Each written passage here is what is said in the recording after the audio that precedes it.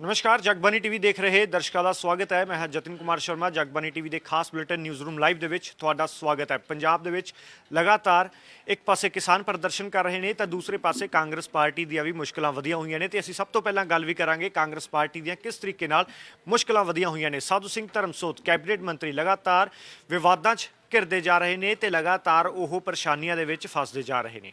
सिमरजीत सिंह बैंस लोक इंसाफ पार्टी ने भी हुण झंडा चक दिता है कि साधू सिंह धर्मसोत नूं बड़ी आसानी नाल शिकंजे दे विचों बाहर निकलण नहीं दिता जाएगा, क्योंकि स्कॉलरशिप घोटाला कई करोड़ का स्कॉलरशिप घोटाला दे इस वक्त आरोप लग रहे हैं, जिसका विरोधी पार्टियां लगातार सख्त विरोध कर रही ने ते अस्तीफे की मंग की जा रही है कि कैबिनेट मंत्री साधू सिंह धर्मसोत अस्तीफा देन। असीं तुहानूं हुण तस्वीरां भी दिखाने कि सिमरजीत सिंह बैंस जो कि अपनी इसे मुहिम नूं अगे चलाते हुए एक आटो यात्रा लैके निकले सी, जिवें ही वो जलंधर दे विच आए तो उन्होंने गिरफ्तार कर लिता गया। तुसीं तस्वीरां देख सकते हो, सिमरजीत सिंह बैंस ने लोक इंसाफ पार्टी के विधायक ने लुधियाना तो जलंधर आए हुए सी अपनी आटो यात्रा के दौरान। इस दौरान उन्होंने दे नाल भारी संख्या दे विच उन्हां दे समर्थक भी मौजूद सी। लगातार अस्तीफे की मंग की जा रही है तो लोगों को दस्सिया जा रहा है कि किस तरीके नाल कैप्टन सरकार दे विच एक कथित घोटाला होया वा। इस घोटाले तो पर्दा चक्कण दे लई लगातार कोशिशां विरोधी पार्टियां वल्लों कीतियां जा रही ने ताकि कुछ होर सबूत हत्थ लगण ते जो मंत्री साहब ने उन्हां दी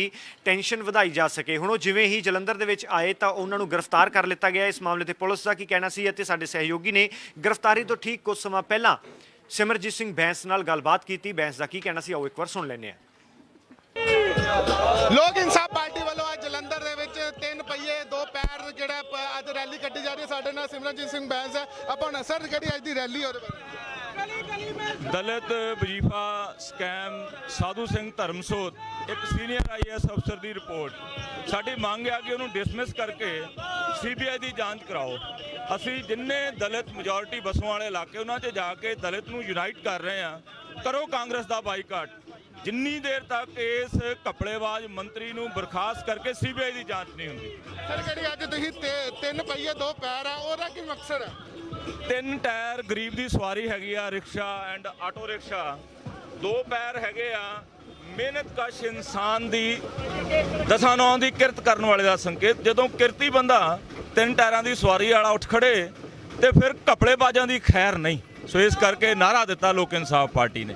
ऐसी जिहड़े लोक इंसाफ पार्टी सिमरजीत सिंह बैंस किहड़े अज जलंधर तो रैली कड्ढी जा रही है लंबा पिंड चौंक ते। आओ असीं तुहानूं होर दिखाने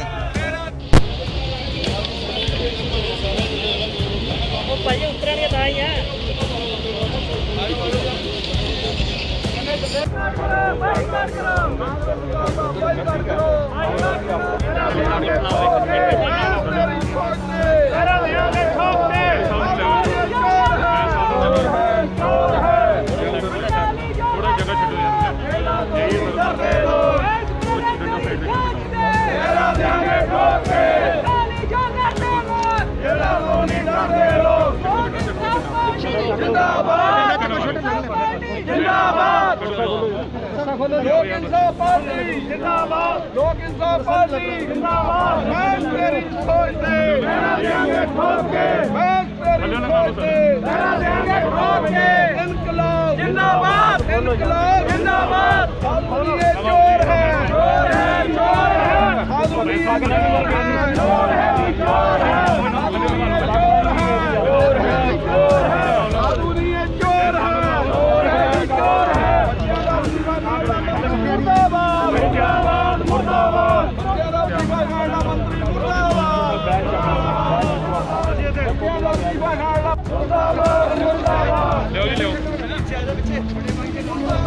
गिरफ्तारी की गई है जलंधर दे विच पुलिस वालों जिन्होंने बसां दे विच लेके जाया जा रहा। तुसीं देख रहे हो लोक इंसाफ पार्टी को गिरफ्तार की गई है। बैंस ब्रदर को गिरफ्तारी की गई है। रैली कर रहे थे जलंधर दे विच गिरफ्तारी की गई है। देख रहे बैंस ब्रदर को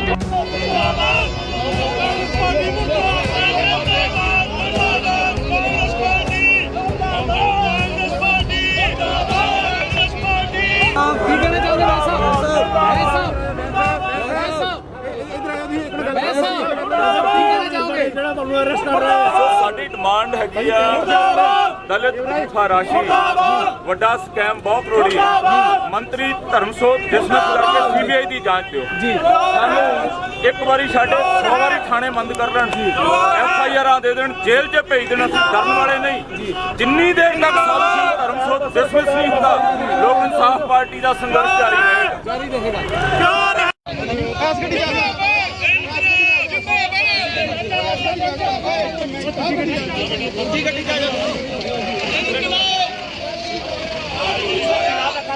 ਬੈਠ ਭਾਈ ਉਹ ਬੈਠ ਭਾਈ ਇਹ ਸਾਰਾ ਜਿਹੜਾ ਗੈਰ ਕਾਨੂੰਨੀ ਕੰਮ ਹੈਗਾ ਕਿਉਂਕਿ ਜਿਹੜਾ ਹਾਈ ਕੋਰਟ ਵੱਲੋਂ ਜਾਂ ਜਿਹੜਾ 144 ਡਿਪਟੀ ਕਮਿਸ਼ਨਰ ਸਾਹਿਬ ਵੱਲੋਂ ਲੱਗੀ ਹੋਈ ਹੈ ਉਹਦੇ ਸੰਬੰਧ ਦੇ ਵਿੱਚ ਜਿਹੜਾ ਅਸੀਂ ਪ੍ਰੋਟੈਸਟ ਦੀ ਕੋਈ ਇਹਨਾਂ ਤੋਂ ਪਰਮਿਸ਼ਨ ਨਹੀਂ ਸੀ ਇਹਨਾਂ ਸਾਰੇ ਬੰਦਿਆਂ ਨੂੰ ਅਸੀਂ ਗ੍ਰਿਫਤਾਰ ਕਰ ਲਿਆ ਹੈਗਾ ਸਰ ਉਹਨਾਂ ਦਾ ਕਹਿਣਾ ਹੈ ਵੀ ਸਾਰੇ ਪ੍ਰੋਟੈਸਟ ਕਰਦੇ ਆ ਕਿ ਜਦੋਂ ਅਸੀਂ ਰੈਲੀ ਕੱਢਣ ਲੱਗੇ ਤਾਂ ਉਦੋਂ 144 ਲੱਖ ਨਹੀਂ ਅਸੀਂ ਹਰ ਜਿਹੜਾ ਕੋਈ ਵੀ ਪ੍ਰੋਟੈਸਟ ਨਿਕਲਦਾ ਉਹਦੇ ਖਿਲਾਫ ਜਿਹੜੀ ਕਾਨੂੰਨੀ ਕਾਰਵਾਈ ਬਣਦੀ ਉਹ ਕਰਦੇ ਹਾਂ ਐਸ ਗੱਡੀ ਜਾ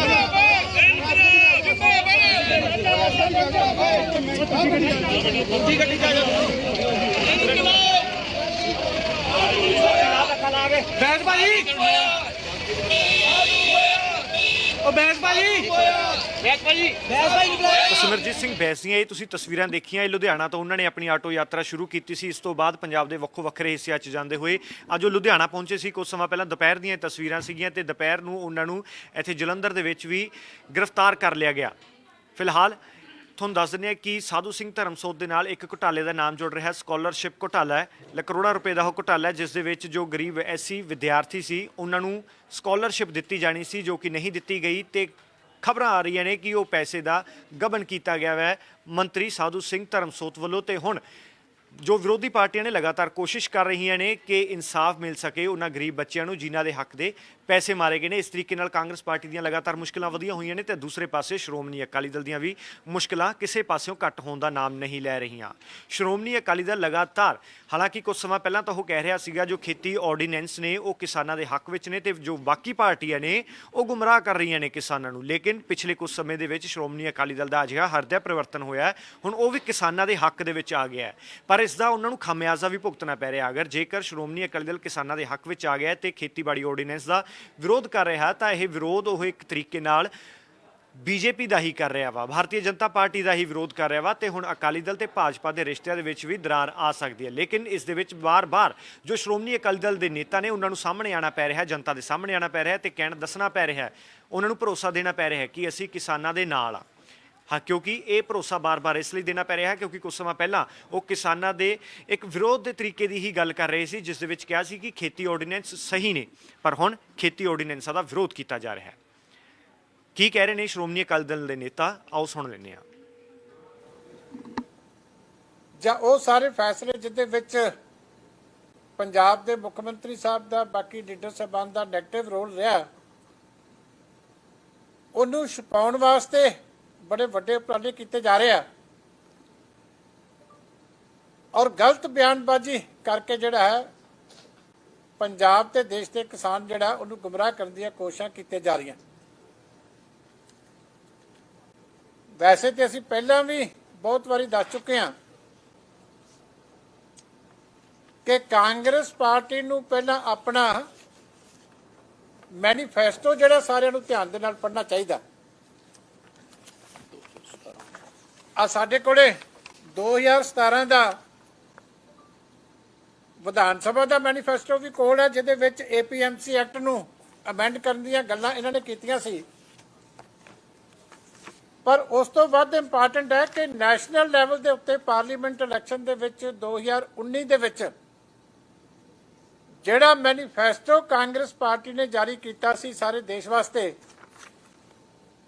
ਉਹਦੇ ਚ 11 ਨੰਬਰ ਦੇ ਉੱਤੇ ਬੜਾ ਸਪਸ਼ਟ ਹੈ ਕਿ Congress will repeal the APMC act and make trade in agriculture produce including exports and interstate trade free from all restrictions ਹੁਣ ਬੜੀ ਹੈਰਾਨੀ ਦੀ ਗੱਲ ਹੈ ਕੋਈ ਡਾਊਟ ਵੀ ਨਹੀਂ ਹੈਗਾ ਕਿ ਗਿਣਤੀ ਮਿੰਤੀ ਦੇ ਸ਼ਬਦ ਆ ਕਿ ਸਾਰੇ ਦੇਸ਼ ਦੇ ਵਿੱਚ APMC ਐਕਟ ਨੂੰ ਖਤਮ ਕਰਨ ਦਾ ਐਲਾਨ ਕਾਂਗਰਸ ਪਾਰਟੀ ਨੇ 2019 ਦੀਆਂ ਜਿਹੜੀਆਂ ਇਲੈਕਸ਼ਨਾਂ ਸੀਗੀਆਂ ਉਹਦੇ ਵਿੱਚ ਕੀਤਾ ਸੀਗਾ ਔਰ ਸਾਡੇ ਮੁੱਖ ਮੰਤਰੀ ਸਾਹਿਬ ਨੇ, ਚਲੋ ਕੇਂਦਰ ਦੇ ਵਿੱਚ ਤਾਂ ਇਹਨਾਂ ਦੀ ਸਰਕਾਰ ਨਹੀਂ ਬਣੀ, ਪਰ ਸਾਡੇ ਮੁੱਖ ਮੰਤਰੀ ਸਾਹਿਬ ਨੇ, ਅਸੀਂ ਪਹਿਲਾਂ ਬੜੀ ਵਾਰੀ ਦੱਸ ਚੁੱਕੇ ਹਾਂ ਕਿ ਇਹ ਸਾਰੀਆਂ ਸੋਧਾਂ ਚਾਰੇ ਹੀ, ਜਿਹਦੇ ਵਿੱਚ ਪ੍ਰਾਈਵੇਟ ਮੰਡੀਆਂ ਦੀ ਸਥਾਪਨਾ ਕਰਨੀ, ਡਾਇਰੈਕਟ ਕਿਸਾਨਾਂ ਤੋਂ ਪਰਚੇਜ ਕਰਨੀ, ਈ ਟ੍ਰੇਡਿੰਗ ਔਰ ਇੱਕ ਲਾਇਸੈਂਸ ਜਿਹੜਾ ਸਾਰੀ ਸਟੇਟ ਵਾਸਤੇ ਇੱਕੋ ਹੀ ਆੜ੍ਹਤੀਆਂ ਵਾਸਤੇ, ਇਹ ਸਾਡੀ ਸਰਕਾਰ ਜਿਹੜੀ ਆ ਉਹ ਲਾਗੂ ਕਰ ਚੁੱਕੀ ਹੈ। ਸਰਦਾਰ ਮਨਟੇਕ ਸਿੰਘ ਆਹਲੂਵਾਲੀਆ ਦੀ ਰਿਪੋਰਟ ਪੜ੍ਹ ਲਓ। ਸਾਰਾ ਕੁਛ ਹੀ ਤਿੰਨਾਂ ਆਰਡੀਨੈਂਸਾਂ ਦਾ ਸਮਰਥਨ ਇਹਨਾਂ ਨੂੰ ਲਾਗੂ ਕਰਨ ਵਾਸਤੇ ਮੁੱਖ ਮੰਤਰੀ ਸਾਹਿਬ ਨੇ ਸਾਰੇ ਵਿਭਾਗਾਂ ਨੂੰ ਜਿਹੜੀ ਹੈ ਉਹ ਚਿੱਠੀ ਕੱਢ ਦਿੱਤੀ ਹੈ। ਪਰ ਹੈਰਾਨੀ ਇਹ ਹੈ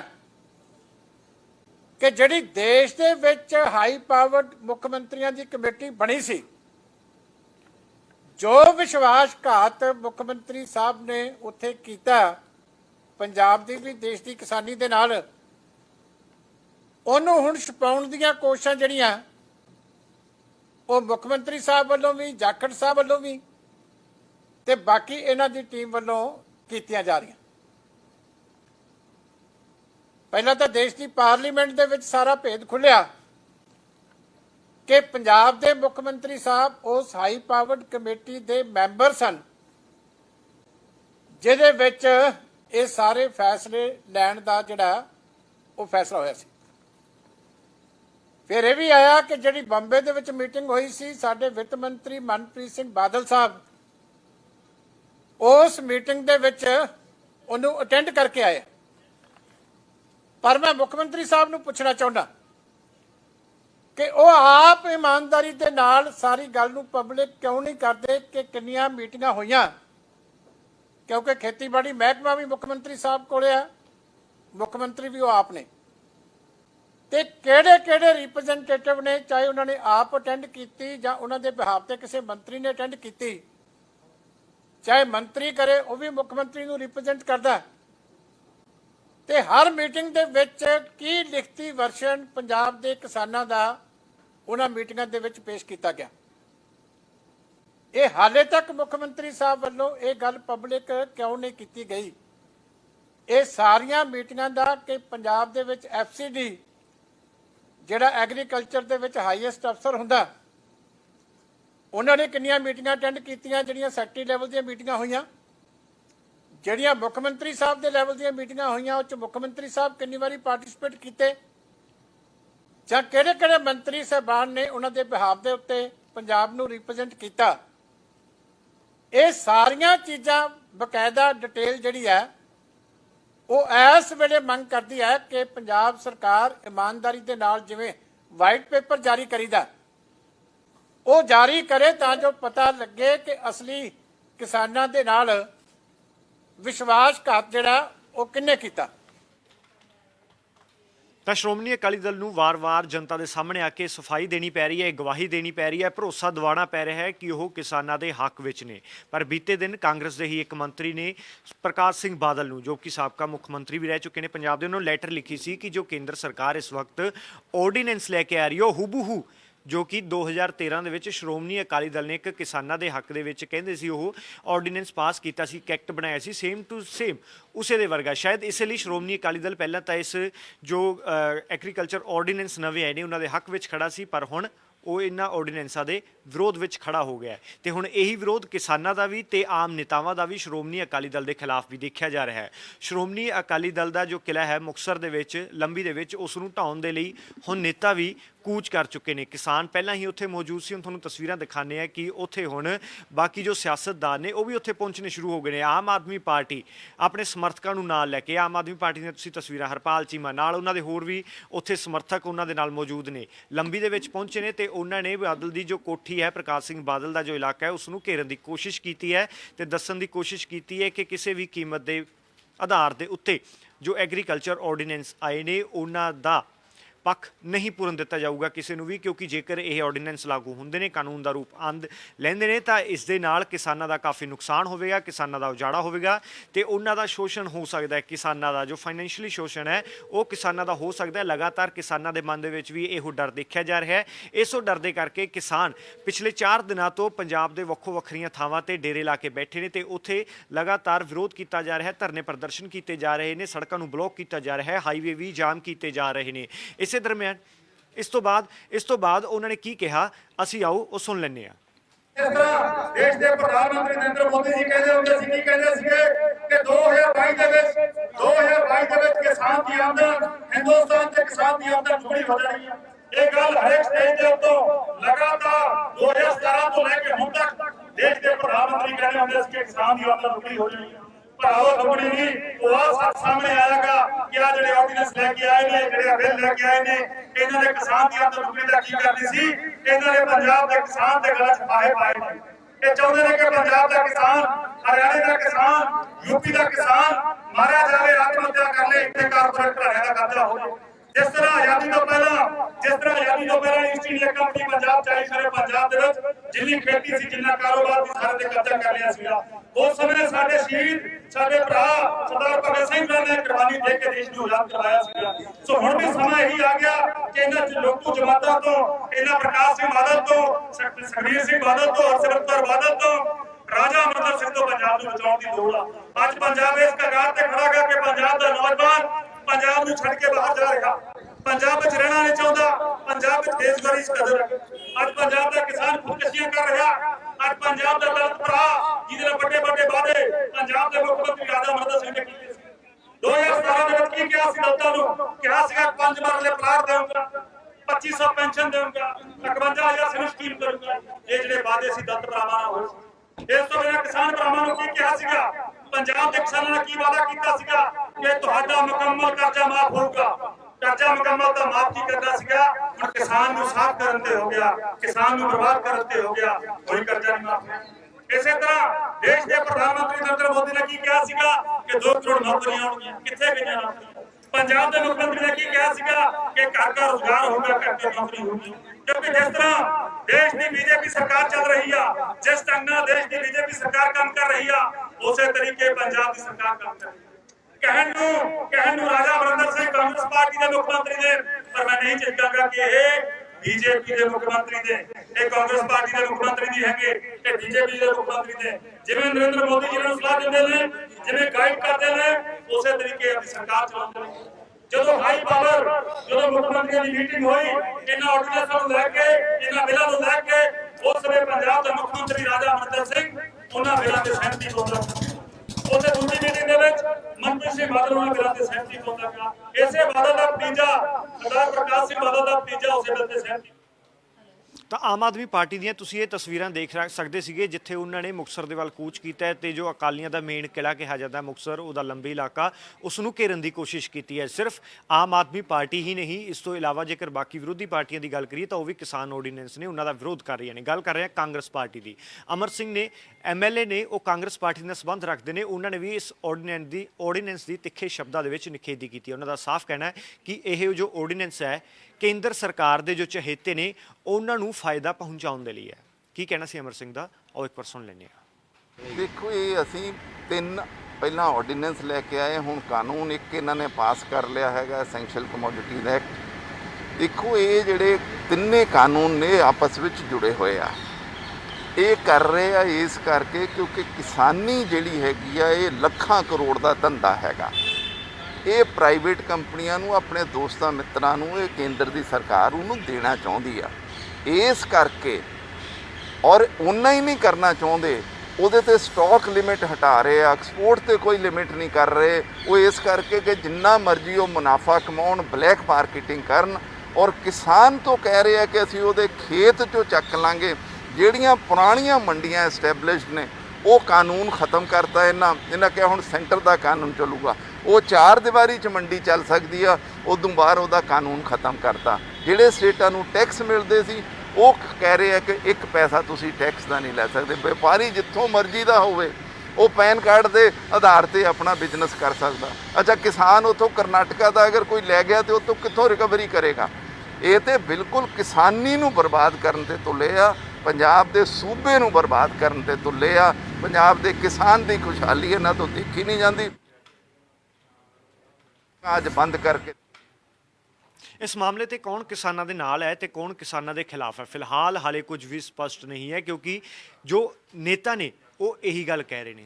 ਗੱਲ ਕਰ ਰਹੇ ਹਾਂ ਸੁਖਪਾਲ ਸਿੰਘ ਖਹਿਰਾ ਦੀ। ਸੁਖਪਾਲ ਸਿੰਘ ਖਹਿਰਾ ਨੇ ਇਹ ਕਿਹਾ ਹੈ ਕਿ ਬੜੇ ਅਜਿਹੇ ਨੇਤਾ ਨੇ ਜੋ ਕਿ ਕਿਸਾਨਾਂ ਦੇ ਹੱਕ ਵਿੱਚ ਖੜੇ ਹੋਣ ਦੀ ਗੱਲ ਤਾਂ ਕਰ ਰਹੇ ਨੇ, ਪਰ ਅਸਲ ਦੇ ਵਿੱਚ ਉਹ ਵੀ ਕਿਸਾਨਾਂ ਨੂੰ ਅਤੇ ਆਮ ਲੋਕਾਂ ਨੂੰ ਗੁੰਮਰਾਹ ਕਰ ਰਹੇ ਨੇ। ਕੁਝ ਸਮਾਂ ਪਹਿਲਾਂ ਰਮਨ ਸੋਢੀ ਸਾਡੇ ਸਹਿਯੋਗੀ ਨੇ ਸੁਖਪਾਲ ਖਹਿਰਾ ਨਾਲ ਗੱਲਬਾਤ ਕੀਤੀ। ਉਹਨਾਂ ਨੇ ਸਾਫ਼ ਔਰ ਸਪਸ਼ਟ ਸ਼ਬਦਾਂ ਦੇ ਵਿੱਚ ਸਮਝਾਇਆ ਕਿ ਆਖਿਰਕਾਰ ਕਿਸ ਤਰੀਕੇ ਨਾਲ ਲੋਕਾਂ ਨੂੰ ਅਤੇ ਕਿਸਾਨਾਂ ਨੂੰ ਖੇਤੀ ਆਰਡੀਨੈਂਸਾਂ ਦੇ ਮਾਮਲੇ ਤੇ ਗੁੰਮਰਾਹ ਕੀਤਾ ਜਾ ਰਿਹਾ ਹੈ। ਕੀ ਕਹਿ ਰਹੇ ਸੀ ਸੁਖਪਾਲ ਸਿੰਘ ਖਹਿਰਾ, ਆਓ ਸੁਣ ਲੈਂਦੇ ਹਾਂ। ਐਸੈਂਸ਼ੀਅਲ ਸਰਵਿਸਿਜ਼ ਵਾਲਾ ਜਦੋਂ ਐਕਟ ਆਇਆ ਤਾਂ ਉਹਦੇ ਤੇ ਕਹਿੰਦੇ ਅਸੀਂ ਠੋਕ ਕੇ ਵਿਰੋਧ ਕੀਤਾ ਤੇ ਬਾਕੀ ਦੋ ਬਿੱਲਾਂ ਤੇ ਵੀ ਅਸੀਂ ਠੋਕ ਕੇ ਵਿਰੋਧ ਕਰਦੇ ਹਾਂ। ਦੇਖੋ, ਸਭ ਤੋਂ ਪਹਿਲਾਂ ਤਾਂ ਆਪਾਂ ਸਭ ਤਕਰੀਬਨ ਸਵੀਕਾਰ ਕਰ ਰਹੇ ਹਾਂ ਔਰ ਇਲੈਕਟ੍ਰੋਨਿਕ ਮੀਡੀਆ, ਸੋਸ਼ਲ ਮੀਡੀਆ ਸਾਰਿਆਂ ਦੇ ਜ਼ਰੀਏ ਪ੍ਰਚਾਰ ਹੋ ਗਿਆ ਕਿ ਇਹ ਜਿਹੜੇ ਖੇਤੀ ਨਾਲ ਆਰਡੀਨੈਂਸਸ ਨੇ ਇਹ ਕਿਸਾਨ ਵਿਰੋਧੀ ਵੀ ਆ, ਇਹ ਖੇਤ ਮਜ਼ਦੂਰ ਵਿਰੋਧੀ ਵੀ ਆ ਤੇ ਇਹ ਸੂਬਿਆਂ ਦੇ ਵੱਧ ਅਧਿਕਾਰਾਂ ਦੇ ਉੱਤੇ ਵੀ ਡਾਕਾ। ਕਿਉਂਕਿ ਪਹਿਲਾਂ ਜਦੋਂ ਬੀਜੇਪੀ ਨੇ GST ਲੈ ਕੇ ਆਏ ਤਾਂ ਉਹਨਾਂ ਨੇ ਕਿਹਾ ਵਨ ਨੇਸ਼ਨ ਵਨ ਟੈਕਸ। ਉਸ ਦੀ ਆੜ ਵਿੱਚ ਸਾਡੀ ਜਿਹੜੀ ਵਿੱਤੀ ਅਧਿਕਾਰ ਸੀ ਸੂਬਿਆਂ ਦੇ ਉਹ ਲਗਭਗ ਹੁਣ ਨਾਮਾਤਰ ਆ। ਅਸੀਂ ਆਪਣਾ GST ਦਾ ਆਪਣਾ ਪੈਸਾ ਲੈਣ ਵਾਸਤੇ ਮੁੜ ਕੇ ਆਪਾਂ ਕੇਂਦਰ ਦੀ ਸਰਕਾਰ ਤੋਂ ਮਿੰਨਤਾਂ ਕਰਦੇ ਹਾਂ। ਸਿਮਿਲਰਲੀ ਜਿਹੜੇ 3 ਆਰਡੀਨੈਂਸ ਖੇਤੀ ਨਾਲ ਕਨੈਕਟਡ ਆ, ਬੀਜੇਪੀ ਇਹਨਾਂ ਨੂੰ ਕਹਿ ਰਹੀ ਆ ਕਿ ਇਹ ਕਿਸਾਨਾਂ ਦੇ ਹਿੱਤ ਵਿੱਚ ਨੇ ਔਰ ਇੱਕ ਦੇਸ਼ ਇੱਕ ਮੰਡੀ। ਇਸ ਦੇ ਨਾਲ ਕੀ ਹੋਵੇਗਾ ਕਿ ਸਾਡਾ ਜਿਹੜਾ ਪੰਜਾਬ ਮੰਡੀ ਬੋਰਡ ਹੈ ਜਾਂ ਜਿਹੜੇ ਸੂਬਿਆਂ ਦੇ ਅਧਿਕਾਰ ਆ ਉਹਨਾਂ ਦੇ ਉੱਤੇ ਸਿੱਧੀ ਇਨਕਰੋਚਮੈਂਟ ਹੈ। ਸਾਡੇ ਕੋਲ ਪੰਜਾਬ ਮੰਡੀ ਬੋਰਡ 'ਚ ਹਰ ਸਾਲ ਜਦੋਂ ਵੀ ਖਰੀਦ ਆਉਂਦੀ ਆ ਕਣਕ ਤੇ ਝੋਨੇ ਤੇ ਅਸੀਂ 6% ਹਰ ਕੁਇੰਟਲ ਦੇ ਪਿੱਛੇ ਪੰਜਾਬ ਮੰਡੀ ਬੋਰਡ ਦੇ ਅਕਾਊਂਟ ਵਿੱਚ ਆਟੋਮੈਟਿਕਲੀ ਪੈਸੇ ਆਉਂਦੇ ਨੇ ਔਰ ਉਸ ਪੈਸੇ ਨਾਲ ਪੰਜਾਬ ਦਾ ਪੇਂਡੂ ਵਿਕਾਸ ਮਤਲਬ ਸਟਰੀਟ ਲਾਈਟਿੰਗ, ਲਿੰਕ ਰੋਡਸ ਵਗੈਰਾ ਕਾਫੀ ਕੁਝ ਹੁੰਦਾ ਸੀ। ਹੁਣ ਜਦੋਂ ਇੱਕ ਮੰਡੀ ਇੱਕ ਦੇਸ਼ ਹੋ ਜਾਏਗਾ, ਇੱਕ ਤਾਂ ਉਹ ਖਤਮ ਹੋ ਜਾਏਗਾ। ਦੂਸਰਾ ਕਿ ਜਿਹੜਾ ਪ੍ਰਾਈਵੇਟ ਸੈਕਟਰ ਨੂੰ ਇਹਦੇ 'ਚ ਐਂਟਰੀ ਦਿੱਤੀ ਜਾ ਰਹੀ ਹੈ, ਬੈਕਡੋਰ ਐਂਟਰੀ। ਔਰ ਸਭ ਨੂੰ ਪਤਾ ਵਾ ਹੁਣ ਤੱਕ ਕਾਫੀ ਪ੍ਰਚਾਰ ਹੋ ਚੁੱਕਾ ਕਿ ਜਿਹੜੇ ਅੰਬਾਨੀ, ਅਡਾਨੀ ਵਰਗੇ ਜਦੋਂ ਪ੍ਰਾਈਵੇਟ ਸੈਕਟਰ 'ਚ ਆ ਗਏ ਉਹਦੇ ਨਾਲ ਜਿਹੜਾ ਕਿਸਾਨਾਂ ਦਾ ਵੱਡੇ ਪੱਧਰ ਦੇ ਉੱਤੇ ਐਕਸਪਲੋਇਟੇਸ਼ਨ ਤੇ ਸ਼ੋਸ਼ਣ ਹੋਵੇ। ਇਸ ਲਈ ਇਹ ਗੱਲਾਂ ਜੱਗ ਜ਼ਾਹਰ ਨੇ ਔਰ ਮੈਂ ਸਮਝਦਾ ਕਿ ਅਸਲ ਜਿਹੜਾ ਵਿਰੋਧ ਹੋਇਆ ਜ਼ਮੀਨ ਤੇ, ਚਾਹੇ ਉਹ ਪੰਜਾਬ ਦੇ ਵਿੱਚ ਚਾਹੇ ਉਹ ਹਰਿਆਣੇ ਦੇ ਵਿੱਚ, ਉਹ ਕਿਸਾਨ ਜਥੇਬੰਦੀਆਂ ਨੇ ਕੀਤਾ। ਬੜਾ ਡਟਵਾਂ ਵਿਰੋਧ ਕੀਤਾ ਵਾ ਔਰ ਬੜੀ ਦਲੀਲ ਦੇ ਨਾਲ ਕੀਤਾ। ਜਿਹੜੀਆਂ ਪੋਲੀਟੀਕਲ ਪਾਰਟੀਆਂ ਨੇ ਇਹ ਨੰਬਰ ਬਣਾਉਣ ਦੀ ਗੇਮ ਦੇ ਵਿੱਚ ਲੱਗੇ ਹੋਏ ਨੇ। ਸਭ ਤੋਂ ਪਹਿਲਾਂ ਜੇ ਮੈਂ ਗੱਲ ਕਰਾਂ ਕਾਂਗਰਸ ਦੀ ਉਂਤਾਈ ਇਹ ਆ ਕਿ ਕਾਂਗਰਸ ਨੂੰ ਜਦੋਂ ਹਾਈ ਪਾਵਰ ਕਮੇਟੀ ਬਣਾਈ ਸੀ 6 ਮੁੱਖ ਮੰਤਰੀਆਂ ਦੀ ਬੀਜੇਪੀ ਨੇ ਅੱਜ ਤੋਂ ਕਾਫੀ ਸਮਾਂ ਪਹਿਲਾਂ, ਤਾਂ ਕੈਪਟਨ ਅਮਰਿੰਦਰ ਸਿੰਘ ਨੂੰ ਉਸ ਮੀਟਿੰਗ ਵਿੱਚ ਸ਼ਾਮਲ ਹੋ ਕੇ ਬਹੁਤ ਮਜ਼ਬੂਤ ਡਾਇਸੈਂਟਿੰਗ ਰਿਕਾਰਡ ਰੱਖਣਾ ਚਾਹੀਦਾ ਸੀ।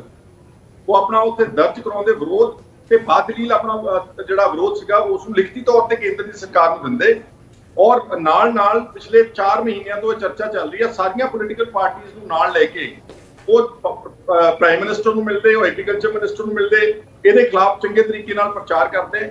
ਹਾਲਾਂਕਿ ਕਾਂਗਰਸ ਨੇ ਹੁਣ ਪੰਜਾਬ ਵਿਧਾਨ ਸਭਾ ਦੇ ਵਿੱਚ ਜਿਹੜਾ ਮਤਾ ਪਾਸ ਕੀਤਾ ਉਹ ਇੱਕ ਅੱਛਾ ਕਦਮ ਹੈ, ਪਰ ਉਹ ਬਿਲੇਟਡ ਸੀਗਾ। ਜਦ ਨੂੰ ਆਰਡੀਨੈਂਸ ਸੀਗੇ ਜੇ ਕਾਨੂੰਨ ਬਣਨ ਵੱਲ ਨੂੰ ਲੰਘ ਚੁੱਕੇ ਸੀਗੇ। ਜਿੱਥੋਂ ਤੱਕ ਅਕਾਲੀ ਦਲ ਦੀ ਗੱਲ ਆ, ਉਹ ਪਿਛਲੇ 3-4 ਮਹੀਨਿਆਂ ਤੋਂ ਤਾਂ ਇਹਦੀ ਹਮਾਇਤ ਕਰਦੇ ਰਹੇ ਆਰਡੀਨੈਂਸਸ ਔਰ ਕਦੀ ਉਹ ਐਗਰੀਕਲਚਰ ਮਿਨਿਸਟਰ ਨੂੰ ਲਿਆ ਕੇ ਚੰਡੀਗੜ੍ਹ ਪ੍ਰੈਸ ਕਾਨਫਰੰਸ ਕਰਾਉਂਦੇ ਸੀ। ਹਰਸਿਮਰਤ ਕੌਰ ਜੀ ਬਾਦਲ ਨੇ ਵੀ ਸਪੋਰਟ ਕੀਤੀ। ਵੱਡੇ ਬਾਦਲ ਸਾਹਿਬ ਨੇ ਤਾਂ ਹੁਣ ਥੋੜੇ ਦਿਨ ਪਹਿਲਾਂ ਹੀ ਸੋਸ਼ਲ ਮੀਡੀਆ ਤੇ ਆਪ ਆਣ ਕੇ ਇਸ ਦੀ ਵਜ਼ਾਹਤ ਕੀਤੀ ਕਿ ਨਹੀਂ ਇਹ ਆਲਮੋਸਟ ਜਸਟੀਫਾਈਡ ਨੇ। ਮੇਰਾ ਖਿਆਲ ਹੈ ਕਿ ਅਕਾਲੀ ਦਲ ਦੇ ਬਹੁਤ ਵੱਡੇ ਪੱਧਰ ਤੇ ਪੋਲੀਟੀਕਲ ਪ੍ਰੈਸ਼ਰ ਪਿਆ। ਉਹਨਾਂ ਦਾ ਜਿਹੜਾ ਸਾਰਾ ਰੈਂਕ ਐਂਡ ਫਾਈਲ ਕੇਡਰ ਆ, ਕਿਉਂਕਿ ਉਹ ਪਿੰਡੂ ਆ ਤੇ ਉਹ ਕਿਸਾਨੀ ਨਾਲ ਆਪ ਕਨੈਕਟਡ ਆ ਔਰ ਜਿਸ ਤਰ੍ਹਾਂ ਨਾਲ ਹੁਣ ਪਿਛਲੇ ਦਿਨਾਂ 'ਚ 11 ਕਿਸਾਨ ਜਥੇਬੰਦੀਆਂ ਨੇ ਪੰਜਾਬ ਵਿਰੋਧ ਕੀਤਾ, ਉਹਨਾਂ ਦੇ ਕੋਲ ਹੋਰ ਕੋਈ ਰਾਹ ਨਹੀਂ ਸੀਗਾ ਔਰ ਸੁਖਬੀਰ ਸਿੰਘ ਬਾਦਲ ਨੇ ਪਾਰਲੀਮੈਂਟ ਵਿੱਚ ਇਸ ਦਾ ਵਿਰੋਧ ਕੀਤਾ। ਭਗਵੰਤ ਮਾਨ ਦਾ ਬਾਰੇ ਮੈਂ ਸਿਰਫ ਗੱਲ ਇਹ ਕਹਿਣਾ ਚਾਹੁੰਦਾ ਕਿ ਦੇਖੋ ਇੱਕ ਰਿਸਪੌਂਸਿਬਲ ਪੋਜੀਸ਼ਨ ਤੇ ਬੈਠੇ ਹੋ। ਪਾਰਲੀਮੈਂਟ ਵਿੱਚ ਉਸਨੇ ਵੀ ਆਰਡੀਨੈਂਸ ਦਾ ਵਿਰੋਧ ਕੀਤਾ, ਪਰ ਬਾਹਰ ਨਿਕਲ ਕੇ ਜੀ ਕਿ ਦੂਜੀਆਂ ਪਾਰਟੀਆਂ ਨੂੰ ਨੀਵਾਂ ਕਰਨ ਵਾਸਤੇ ਕਹਿੰਦੇ ਤੇ ਕੋਈ VOTING ਨਹੀਂ ਹੋਈ। ਦੇਖੋ ਮੈਂ ਕਾਫੀ ਅਰਸੇ ਤੋਂ ਵਿਧਾਨ ਸਭਾ ਅਸੈਂਬਲੀਆਂ ਦੇ ਕੰਮ ਨੂੰ ਤਾਂ ਆਪ ਹੀ ਹੰਡਾਇਆ ਵਾ। ਲੋਕ ਸਭਾ ਤੇ ਵਿਧਾਨ ਸਭਾ ਦੇ ਵਿੱਚ ਨੋਰਮਲ ਕੋਰਸ ਵਿੱਚ ਜਿਹੜੇ ਬਿੱਲ ਪਾਸ ਕੀਤੇ ਜਾਂਦੇ ਉਹ ਵੌਇਸ ਵੋਟ ਨਾਲ ਕੀਤੇ ਜਾਂਦੇ ਨੇ। ਸਪੀਕਰ ਸਾਹਿਬ ਪੁੱਛ ਲੈਂਦੇ ਨੇ ਕਿ ਜਿਹੜੇ ਹਾਂ ਪੱਖੀ ਨੇ ਹਾਂ ਦਿਓ, ਜਿਹੜੇ ਨਾ ਪੱਖੀ ਨੇ ਉਹ ਨਾ ਕਰੋ। ਜੋ ਕਿ ਇਹ ਗੱਲ ਤੈਅ ਹੁੰਦੀ ਆ ਕਿ ਅਸੈਂਬਲੀ ਜਾਂ ਪਾਰਲੀਮੈਂਟ 'ਚ ਰੂਲਿੰਗ ਪਾਰਟੀ ਕੋ ਮੈਜੋਰਿਟੀ ਸਪਸ਼ਟ ਹੁੰਦੀ ਆ। ਜਿੱਥੇ ਮੈਜੋਰਿਟੀ ਬਹੁਤ ਵੇਫਰ ਥਿਨ ਹੈ, ਜਿੱਥੇ ਬਹੁਤ ਘੱਟ ਆ, ਉੱਥੇ ਤਾਂ ਕੋਈ ਡਾਊਟ ਹੋ ਸਕਦਾ। ਹੁਣ ਪਾਰਲੀਮੈਂਟ ਵਿੱਚ ਬੀਜੇਪੀ ਕੋਲ 303 ਮੈਂਬਰ ਨਿਕਲਿਆਂ ਦੇ ਕੋਲ, ਬਾਕੀ ਉਹਨਾਂ ਦੇ ਅਲਾਈਅੰਸ ਪਾਰਟਨਰਸ ਹੋਰ ਨੇ। ਇਸ ਲਈ ਇਹ ਉਹਨਾਂ ਦਾ ਭਗਵੰਤ ਮਾਨ ਦਾ ਦਲੀਲ ਜਿਹੜੀ ਆ ਕਿ ਉੱਥੇ ਡਿਵੀਜ਼ਨ ਨਹੀਂ ਹੋਈ, ਜਾਂ ਤਾਂ ਫਿਰ ਡਿਵੀਜ਼ਨ ਮੰਗ ਲੈਂਦੇ। ਕਿਸੇ ਵੀ ਮੈਂਬਰ ਨੂੰ ਅਧਿਕਾਰ ਹੈ ਕਿ ਉਹ ਸਪੀਕਰ ਨੂੰ ਖੜਾ ਹੋ ਕੇ ਕਹਿ ਦੇ ਕਿ ਇਸ ਬਿੱਲ ਦੇ ਉੱਤੇ ਜਾਂ ਇਸ ਕਲੌਜ਼ ਤੇ ਜਿਹੜਾ ਡਿਵੀਜ਼ਨ ਕੀਤੀ ਜਾਵੇ, ਫਿਰ ਸਾਰਿਆਂ ਨੂੰ ਵੋਟ ਪਾਉਣ ਦਾ ਮੌਕਾ ਮਿਲਦਾ ਵਾ। ਔਰ ਕਲੌਜ਼ ਬਾਈ ਕਲੌਜ਼ ਜਿਹੜੀ ਹੈ ਡਿਵੀਜ਼ਨ ਬਕਾਇਦਾ ਤੌਰ ਤੇ ਵੋਟਾਂ ਪੈਂਦੀਆਂ। ਹੁਣ ਇਹ ਸਾਰਾ ਕੁਝ ਬਾਈ ਵੌਇਸ ਵੋਟ ਹੋਇਆ। ਬਲਕਿ ਕੁਝ ਲੋਕ ਤਾਂ ਇਹ ਕਹਿੰਦੇ ਕਿ ਭਗਵੰਤ ਮਾਨ ਪਾਰਲੀਮੈਂਟ ਵਿੱਚ ਜਦੋਂ ਵੌਇਸ ਵੋਟ ਹੋ ਰਹੀ ਸੀ, ਭਾਵੇਂ ਉੱਥੇ ਨਫਰੀ ਜ਼ਿਆਦਾ ਸੀ ਬੀਜੇਪੀ ਦੀ, ਕਿ ਇਹ ਆਪ ਉਸ ਮੌਕੇ ਦੇ ਉੱਤੇ ਹਾਜ਼ਰ ਨੇ। ਮੇਰਾ ਖਿਆਲ ਹੈ ਕਿ ਬਜਾਏ ਇੱਕ ਦੂਜੇ ਨੂੰ ਇਦਾਂ ਭੰਡਣਾ ਜਾਂ ਟੀਵੀ ਚੈਨਲਸ ਦੇ ਮੂਹਰੇ ਜਾ ਕੇ ਆਪਣੇ ਨੰਬਰ ਬਣਾਉਣ ਦੀ ਕੋਸ਼ਿਸ਼ ਕਰਨਾ, ਅਸੂਲਨ ਤਾਂ ਇਹ ਚਾਹੀਦਾ ਸੀਗਾ ਕਿ ਅਸੀਂ ਸਾਰੀਆਂ ਪੋਲੀਟੀਕਲ ਪਾਰਟੀਆਂ ਪਿਛਲੇ 3-4 ਮਹੀਨੇ ਤੋਂ ਇਕੱਠੇ ਹੋ ਕੇ ਇਹਦੇ ਖਿਲਾਫ ਵੱਡਾ ਮੁਹਾਜ਼ ਖੜਾ ਕਰਦੇ। ਪਰ ਜਦੋਂ ਪਾਰਟੀਆਂ ਇਕੱਠੀਆਂ ਹੋਈਆਂ ਖਹਿਰਾ ਸਾਹਿਬ, ਜਦੋਂ ਆਲ ਪਾਰਟੀ ਮੀਟਿੰਗ ਹੋਈ, ਉਦੋਂ ਤਾਂ ਸੁਖਬੀਰ ਸਿੰਘ ਬਾਦਲ ਕੈਪਟਨ ਅਮਰਿੰਦਰ ਸਿੰਘ ਨੂੰ ਲੌਜੀਕਲੀ ਇਸ ਮਸਲੇ ਤੇ ਗਲਤ ਠਹਿਰਾਉਂਦੇ ਰਹੇ। ਉਹਨਾਂ ਨੇ ਇਹ ਵੀ ਕਿਹਾ ਕਿ ਤੁਸੀਂ ਸਾਬਤ ਕਰੋ ਕਿ ਐਮਐਸਪੀ ਕਿੱਥੇ ਖਤਮ ਹੋ ਰਿਹਾ, ਪਰ ਰਾਤੋਂ ਰਾਤ ਅਕਾਲੀ ਦਲ ਨੂੰ ਇਹ ਚਾਨਣ ਕਿਵੇਂ ਹੋ ਜਾਂਦਾ ਹੈ? ਇਹ ਅਕਾਲੀ ਦਲ 100% ਕਨਫਿਊਜ਼ਡ ਆ। ਅਕਾਲੀ ਦਲ ਦੀ ਦੋਗਲੀ ਨੀਤੀ ਜਿਹੜੀ ਆ ਇਸ ਆਰਡੀਨੈਂਸ ਨੂੰ ਲੈ ਕੇ ਪੂਰੀ ਐਕਸਪੋਜ਼ ਹੋਈ। ਹੁਣ ਜਿਹੜਾ ਅਕਾਲੀ ਦਲ ਨੂੰ ਜਿਹੜਾ ਸਪਸ਼ਟ ਕਰਨ ਵਾਲੀ ਗੱਲ ਹੈ ਨਾ, ਜਿਹੜਾ ਕਲੈਰੀਫਾਈ ਕਰਨ ਵਾਲੀ ਗੱਲ ਆ ਕਿ ਉਹ ਕਹਿੰਦੇ ਨੇ ਕਿ ਅਸੀਂ ਆਰਡੀਨੈਂਸਾਂ ਦੇ ਖਿਲਾਫ, ਅੱਜ ਜਿਹੜਾ ਬਕਾਇਆ 2 ਆਰਡੀਨੈਂਸ ਸ਼ਾਇਦ ਅੱਜ ਲੋਕ ਸਭਾ ਦੇ ਵਿੱਚ ਬਾਅਦ ਦੁਪਹਿਰ ਪੇਸ਼ ਕੀਤੇ ਜਾਣੇ ਆ। ਅਗਰ ਅਕਾਲੀ ਦਲ ਉਸ ਆਰਡੀਨੈਂਸਾਂ ਦਾ ਵੀ ਵਿਰੋਧ ਕਰਦਾ ਤੇ ਉਹਨਾਂ ਦੇ ਖਿਲਾਫ ਬੋਲਦਾ ਵਾ, ਤੇ ਫਿਰ ਉਹਨਾਂ ਨੂੰ ਬੀਜੇਪੀ ਦੇ ਨਾਲ ਆਪਣਾ ਅਲਾਈਅੰਸ ਤੋੜਨਾ ਚਾਹੀਦਾ ਵਾ ਔਰ ਹਰਸਿਮਰਤ ਕੌਰ ਨੂੰ ਉੱਥੋਂ ਅਸਤੀਫਾ ਦੇ ਕੇ ਬਾਹਰ ਨਿਕਲਣਾ ਚਾਹੀਦਾ। ਫਿਰ ਗੱਲ ਕ੍ਰਿਸਟਲ ਕਲੀਅਰ ਹੋਵੇਗੀ ਕਿ ਅਕਾਲੀ ਦਲ ਵਾਕਈ ਹੀ ਸਿਧਾਂਤਕ ਤੌਰ ਤੇ ਇਹਨਾਂ ਆਰਡੀਨੈਂਸਾਂ ਦੇ ਖਿਲਾਫ ਆ। ਤੇ ਜੇ ਉਹ ਬੋਲੀ ਵੀ ਜਾਂਦੇ ਨੇ ਤੇ ਵਜ਼ੀਰ ਵੀ ਲਈ ਜਾਂਦੇ ਨੇ ਹਰਸਿਮਰਤ ਕੌਰ, ਤੇ ਅਲਾਈਅੰਸ ਵੀ ਬਰਕਰਾਰ ਰੱਖਦੇ ਨੇ, that is total double standards, dichotomy in politics। ਪਰ ਜਿਹੜਾ ਮੈਂ ਇਹ ਕਹਿਣਾ ਚਾਹੁੰਦਾ ਕਿ ਪੋਲੀਟੀਕਲ ਪਾਰਟੀਆਂ ਨੂੰ, ਤੁਹਾਨੂੰ ਖਹਿਰਾ ਸਾਹਿਬ ਅਕਾਲੀ ਦਲ ਦੇ ਹਿਰਦੇ ਪਰਿਵਰਤਨ ਦੇ ਮਗਰ ਤੁਹਾਨੂੰ ਕਨਸਪੀਰੇਸੀ ਕੀ ਨਜ਼ਰ ਆਉਂਦੀ ਹੈ? ਕੀ ਅਕਾਲੀ ਦਲ ਇੱਕ ਤੀਰ ਦੇ ਨਾਲ 2 ਨਿਸ਼ਾਨੇ ਤਾਂ ਨਹੀਂ ਲਾਉਣ ਦੀ ਕੋਸ਼ਿਸ਼ ਕਰ ਰਿਹਾ? ਕਿਉਂਕਿ ਸਿਆਸੀ ਪੰਡਤ ਵੀ ਇਹ ਕਹਿੰਦੇ ਨੇ ਕਿ ਅਕਾਲੀ ਦਲ ਕਹਿੰਦਾ ਹੈ ਕਿ ਇੱਕ ਪਾਸੇ ਪੰਥਕ ਵੋਟ ਬੈਂਕ ਤਾਂ ਪਿਛਲੇ ਸਾਲ ਦਾ ਨਾਰਾਜ਼ ਹੈ ਹੀ ਆ, ਪਿਛਲੀ ਟਰਮ ਦਾ, ਹੁਣ ਕਿਸਾਨ ਵੋਟ ਬੈਂਕ ਵੀ ਨਾਰਾਜ਼ ਕਰ ਬੈਠੇ। ਉਧਰੋਂ ਬੀਜੇਪੀ ਦਾ ਵੀ ਪਤਾ ਨਹੀਂ ਹੈ ਕਿ ਸਿਆਸੀ ਤੌਰ ਤੇ ਕਦੋਂ ਠਿੱਬੀ ਲਾ ਦੇਵੇ। ਤਾਂ ਇਸ ਤੋਂ ਪਹਿਲਾਂ ਕਿ ਬੀਜੇਪੀ ਸਾਨੂੰ ਠਿੱਬੀ ਲਾਵੇ, ਕਿਉਂ ਨਾ ਅਸੀਂ ਖੇਤੀ ਆਰਡੀਨੈਂਸ ਦੇ ਮੁੱਦੇ ਤੇ ਸਟੈਂਡ ਲਾ ਕੇ, ਤੇ ਸ਼ਾਇਦ ਕੱਲ ਇਹ ਵੀ ਖਬਰ ਆਈਆਂ ਸਨ ਕਿ ਬੀਬੀ ਬਾਦਲ ਦਾ ਅਸਤੀਫੇ ਦੀ ਪੇਸ਼ਕਸ਼ ਕਰਕੇ ਅਕਾਲੀ ਦਲ ਇੱਕ ਤੀਰ ਦੇ ਨਾਲ 2 ਨਿਸ਼ਾਨੇ ਲਾ ਸਕਦਾ। ਦੇਖੋ, ਹਰ ਪੋਲੀਟੀਕਲ ਪਾਰਟੀ ਆਪਣਾ ਵਧੀਆ ਤੋਂ ਵਧੀਆ ਚਾਲ ਚੱਲਣ ਦੀ ਕੋਸ਼ਿਸ਼ ਕਰਦੀ, ਪਰ ਅਕਾਲੀ ਦਲ ਦਾ ਅਸਲ ਜਿਹੜਾ ਹੈ ਨਾ ਜੀ, ਉਹ ਫਸੇ ਹੋਏ ਨੇ ਕਿ ਉਹ ਸੱਤਾ ਵੀ ਨਹੀਂ ਛੱਡਣਾ ਚਾਹੁੰਦੇ ਔਰ ਨਾਲ ਉਹ ਬੀਜੇਪੀ ਤੋਂ ਡਰਦੇ ਵੀ ਨੇ ਕਿ ਜੇ ਫਰਜ਼ ਕਰੋ ਅਸੀਂ ਬੀਜੇਪੀ ਦੇ ਨਾਲ ਤੋੜ ਵਿਛੋੜਾ ਕਰਤਾ, ਕੱਲ ਨੂੰ ਬੀਜੇਪੀ, ਕਿਉਂਕਿ ਬੀਜੇਪੀ ਬੜੀ ਰੂਥਲੈਸਲੀ ਚੱਲ ਰਹੀ ਹੈ ਇੰਡੀਆ ਦੇ ਵਿੱਚ, ਉਹ ਆਪਣੇ ਪੋਲੀਟੀਕਲ ਓਪੋਨੈਂਟਸ ਨੂੰ ਸਪੇਅਰ ਨਹੀਂ ਕਰਦੀ। ਉਹ ਚਾਹੇ ਸੀਬੀਆਈ ਹੈ, ਚਾਹੇ ਇਨਫੋਰਸਮੈਂਟ ਡਾਇਰੈਕਟੋਰੇਟ ਆ, ਚਾਹੇ ਹੋਰ ਏਜੰਸੀਆਂ ਨੇ ਕੇਂਦਰ ਦੀਆਂ, ਉਹਨਾਂ ਨੂੰ ਦੱਬ ਕੇ ਵਰਤਦੀ ਹੈ। ਅਕਾਲੀ ਦਲ ਬਾਦਲ ਦਾ ਪਰਿਵਾਰ ਜੋ ਮੈਨੂੰ ਨਜ਼ਰ ਆ ਰਿਹਾ ਵਾ ਕਿ ਉਹ ਅਲਾਈਅੰਸ ਤੋੜਨ ਤੋਂ ਡਰਦੇ ਨੇ। ਉਹਨਾਂ ਨੂੰ ਇੱਕ ਘਬਰਾਹਟ ਹੈ ਕਿ ਕੱਲ ਨੂੰ ਬੀਜੇਪੀ ਨੇ ਫਰਜ਼ ਕਰੋ ਸਾਡੇ ਖਿਲਾਫ, ਸਾਡੇ ਡਰੱਗਸ ਨੂੰ ਲੈ ਕੇ ਜਾਂ ਸਾਡੀ ਕਰਪਸ਼ਨ ਨੂੰ ਲੈ ਕੇ ਜਾਂ ਕੋਈ ਹੋਰ ਇਸ਼ੂ ਨੂੰ ਲੈ ਕੇ ਕੋਈ ਕੇਂਦਰੀ ਏਜੰਸੀਆਂ ਦੀ ਜਾਂਚ ਖੋਲ ਦਿੱਤੀ, ਤਾਂ ਅਸੀਂ ਬਿਲਕੁਲ ਪੋਲੀਟੀਕਲ ਤੌਰ ਤੇ ਆਈਸੋਲੇਟ ਹੋ ਜਾਵਾਂਗੇ ਪੰਜਾਬ 'ਚ। ਇਸ ਲਈ ਇਸ ਸਾਰੇ ਘਟਨਾਕ੍ਰਮ ਵਿੱਚ ਪਿਛਲੇ 3-4 ਮਹੀਨਿਆਂ ਦੇ ਵਿੱਚ ਅਕਾਲੀ ਦਲ ਦੀ ਬਹੁਤ ਅਟਰ ਕਨਫਿਊਜ਼ਨ ਔਰ ਉਹਨਾਂ ਨੂੰ ਸਮਝ ਨਹੀਂ ਸੀ ਆ ਰਿਹਾ ਕਿ ਅਸੀਂ ਕੀ ਕਰੀਏ, ਕਿਉਂਕਿ ਥੱਲਿਓਂ ਪ੍ਰੈਸ਼ਰ ਪੋਲੀਟੀਕਲ ਪਾਰਟੀ ਦੇ ਕੇਡਰ ਦਾ ਉਹਨਾਂ ਦੇ ਉੱਤੇ ਬਹੁਤ ਵੱਡੇ ਪੱਧਰ ਤੇ ਪੈ ਰਿਹਾ ਸੀਗਾ। ਆਮ ਕਿਸਾਨ ਜਥੇਬੰਦੀਆਂ ਨੇ ਹੁਣ ਵੀ ਬਾਦਲ ਪਿੰਡ ਵਿੱਚ ਜਾ ਕੇ ਉਹਨਾਂ ਦਾ ਘਰ ਘੇਰਿਆ ਹੋਇਆ, ਉਹਦਾ ਵਿਰੋਧ ਕਰ ਰਹੇ ਨੇ। ਇਸ ਲਈ ਜਦੋਂ ਲੋਕਾਂ ਦਾ ਉਹ ਰਵੱਈਆ ਦੇਖਦੇ ਨੇ ਤੇ ਪੰਜਾਬ ਦੇ ਲੋਕਾਂ ਤੋਂ ਤੇ ਕਿਸਾਨਾਂ ਤੋਂ ਡਰਦੇ ਨੇ, ਤੇ ਜਦੋਂ ਦਿੱਲੀ ਜਾਂਦੇ ਨੇ ਉਹਨਾਂ ਨੂੰ ਜਿਹੜੀ ਉੱਥੋਂ ਦੀ ਚਮਕ ਦਮਕ ਆ ਜਾਂ ਬੀਜੇਪੀ ਦਾ ਜਿਹੜਾ ਉਹਨਾਂ ਨੂੰ ਪਤਾ ਵਾ ਕਿ ਜੇ ਕੱਲ ਨੂੰ ਅਸੀਂ ਉਹਨਾਂ ਨੂੰ ਛੱਡਦੇ ਆ ਤੇ ਸਾਡੇ ਖਿਲਾਫ ਕਿਸੇ ਤਰ੍ਹਾਂ ਦੀ ਕੋਈ ਗੰਭੀਰ ਜਾਂਚ ਕਿਸੇ ਵੱਡੇ ਪੱਧਰ ਤੇ ਸੀਬੀਆਈ ਦੀ ਜਾਂ ਕੋਈ ਈਡੀ ਦੀ ਜਾਂ ਡਰੱਗਸ ਦੇ ਮਾਮਲੇ ਵਿੱਚ ਸਾਡੀ ਜਾਂਚ ਨਾ ਕਰਾਉਣ। ਇਸ ਵਕਤ ਅਕਾਲੀ ਦਲ ਦੀ ਪੋਜੀਸ਼ਨ ਇਹ ਨਜ਼ਰ ਆ ਰਹੀ ਹੈ। ਜੋ ਚੀਫ ਵਿਪ ਵਾਲੇ ਫੈਸਲੇ ਨੂੰ ਤੁਸੀਂ ਕਿਵੇਂ ਵੇਖਦੇ ਹੋ ਖਹਿਰਾ ਸਾਹਿਬ? ਚੀਫ ਵਿਪ ਦਾ ਦੇਖੋ, ਵੈਸੇ ਤਾਂ ਬੇਸਿਕਲੀ ਮੈਂਬਰਸ ਦਾ ਅਕਾਲੀ ਦਲ ਦੇ ਲੋਕ ਸਭਾ 'ਚ ਸਿਰਫ 2 ਹੀ ਨੇ, ਮਤਲਬ ਹਰਸਿਮਰਤ ਕੌਰ ਤੇ Sukhbir Singh Badal. It is understood ਕਿ ਉਹਨਾਂ ਨੇ ਅਗਰ ਵਿਰੋਧ ਕਰਨਾ ਤੇ ਉਹ ਜਿਹੜਾ ਹੈ ਹਾਜ਼ਰ ਰਹਿਣਗੇ।